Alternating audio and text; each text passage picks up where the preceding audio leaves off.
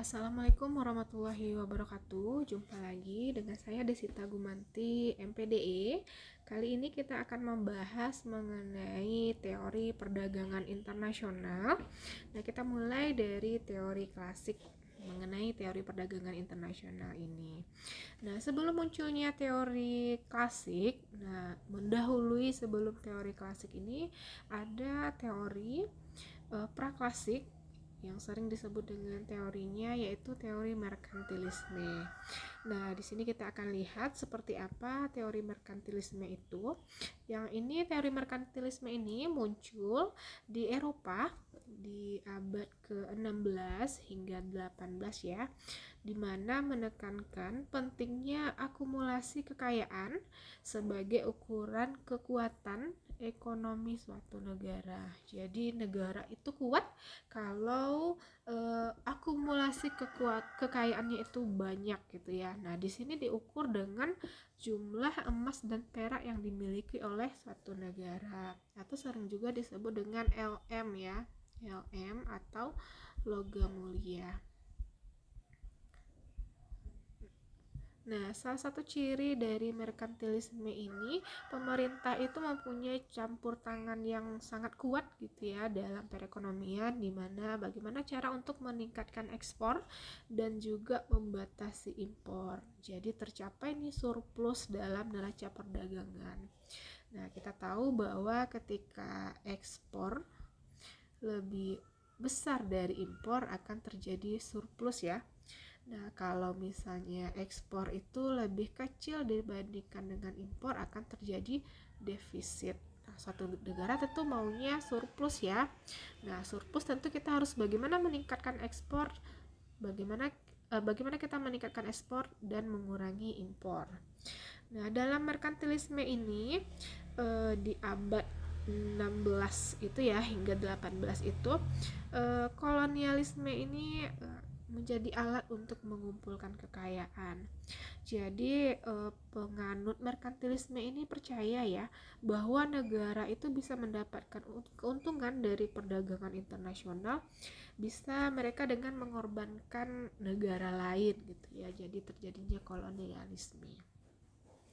Nah, ini ada beberapa prinsip dasar dari merkantilisme.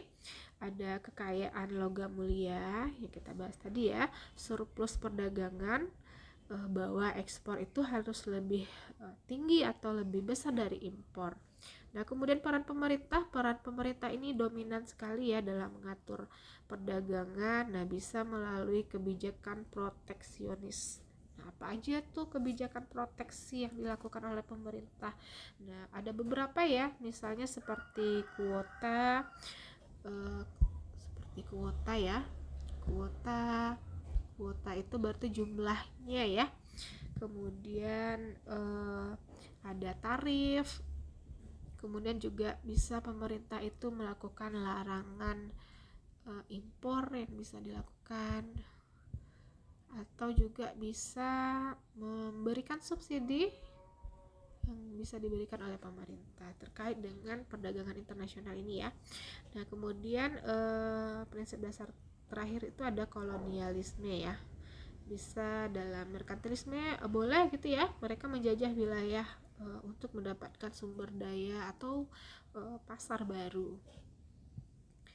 Nah, beberapa ini ada contoh kebijakan merkantilisme. Nah, di Inggris, di negara Eropa ya, ada menerapkan Navigation Act ya. Di sini mewajibkan semua barang yang diperdagangkan dengan Inggris itu harus diangkut dengan kapal Inggris. Jadi agar mereka bisa memonopoli perdagangan, juga mengurangi ketergantungan pada negara lain.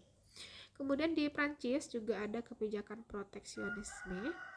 Nah, untuk melindungi industri dalam negeri ya, tujuannya memang pasti ya kebijakan proteksi dari pemerintah untuk perdagangan internasional itu pasti akan untuk melindungi perdagangan dalam negeri. Juga bisa mendorong ekspor barang jadi, juga bisa membatasi impor. Jadi bukan barang mentah yang diekspor ya, harus barang jadi karena ada value added di situ. Oke, ini ada kelebihan merkantilisme.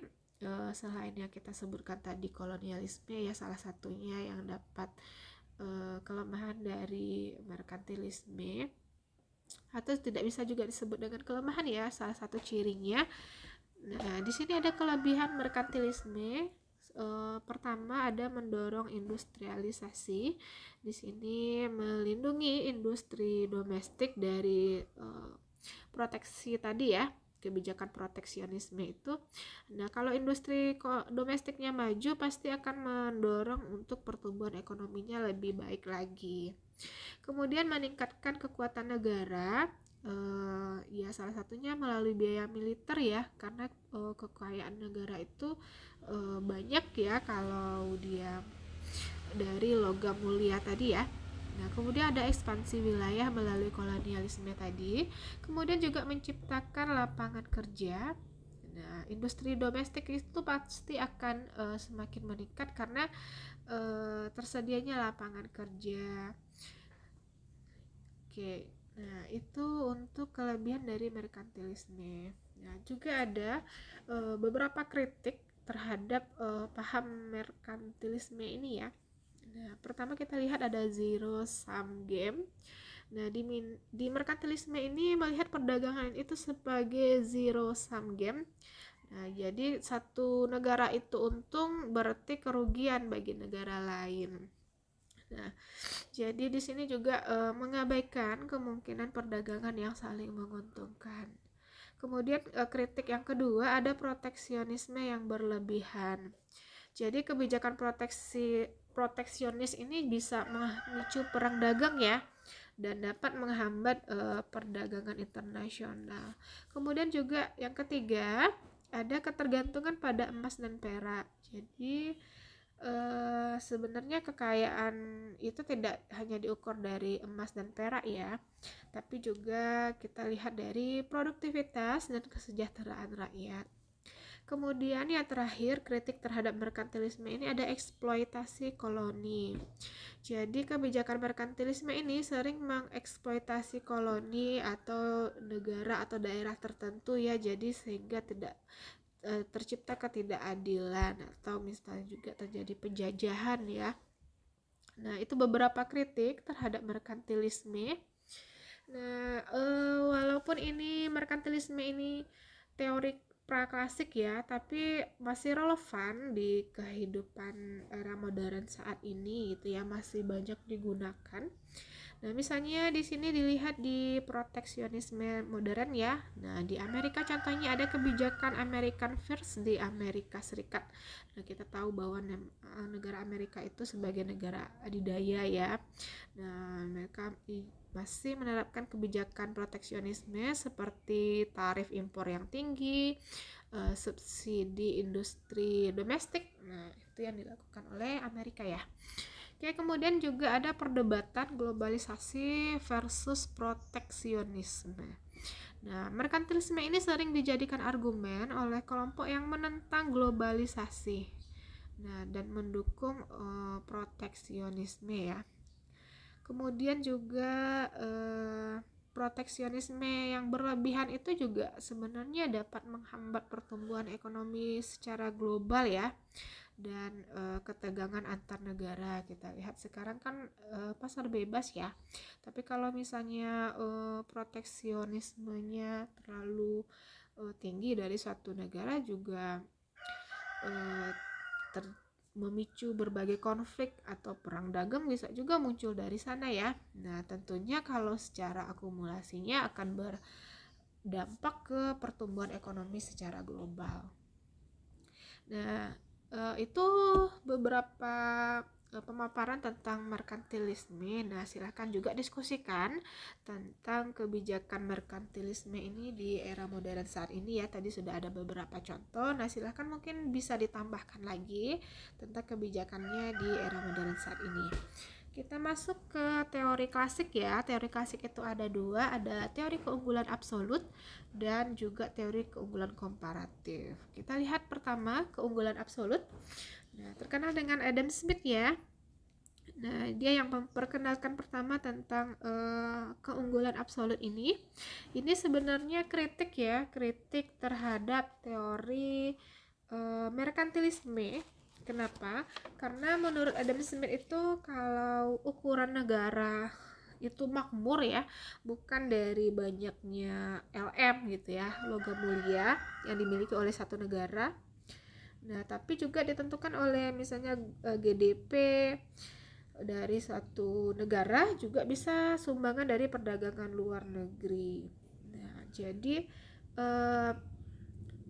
Adam Smith ini menyatakan ada free trade ya, ada pasar bebas, ada persaingan, ada spesialisasi yang dilakukan oleh satu negara dalam perdagangan internasional.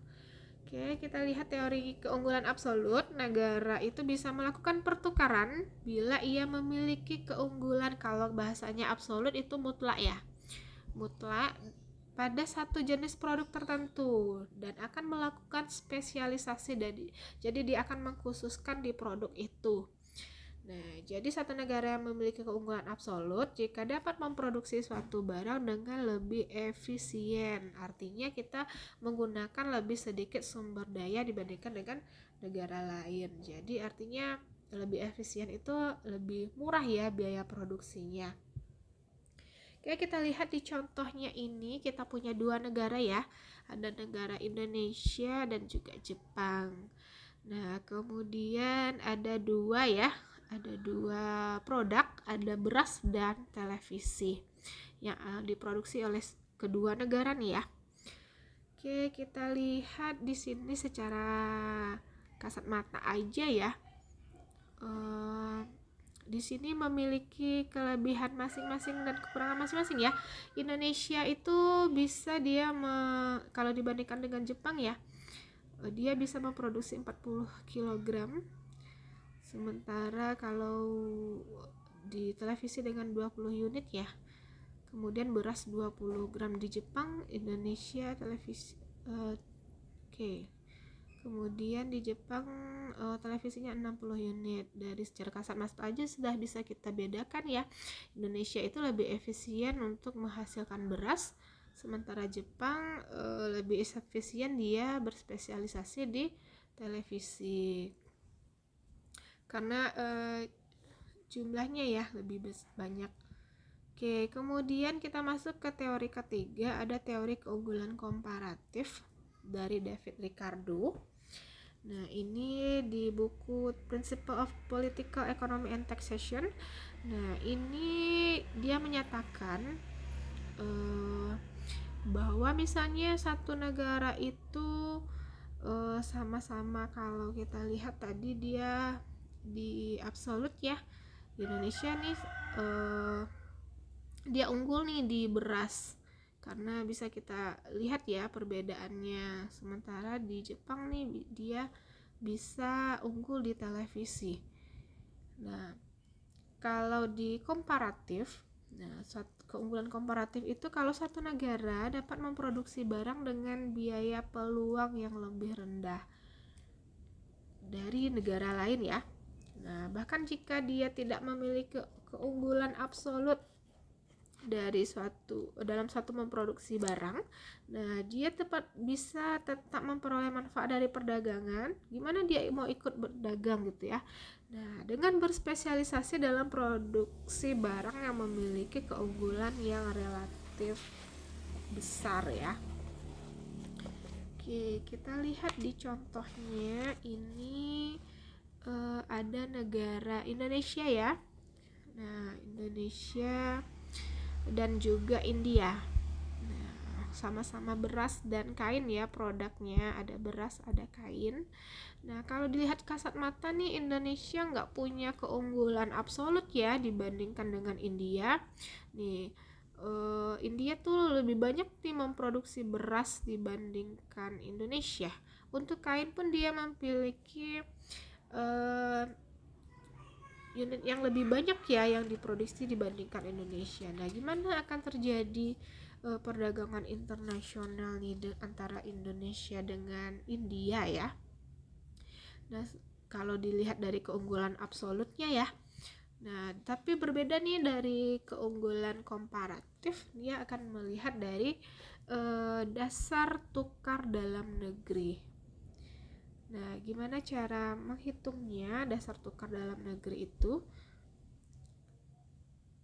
Nah, menghitungnya kita lihat pada dasar tukar dalam negeri ya, nilai DTDN-nya, atau ini nilai DTDN ya. Oke, kita lihat soal. Ini negara Indonesia dan India. Indonesia punya beras 40 kg, kemudian kain ini maksudnya 50 unit 50 meter ya. 50 meter, kemudian India 60 kg beras dan 80 meter kain ya. Nah, kita lihat dasar tukar dalam negeri masing-masingnya. Gimana cara menghitungnya? Dengan membandingkan nilai tukar dalam negeri masing-masing di kedua negara.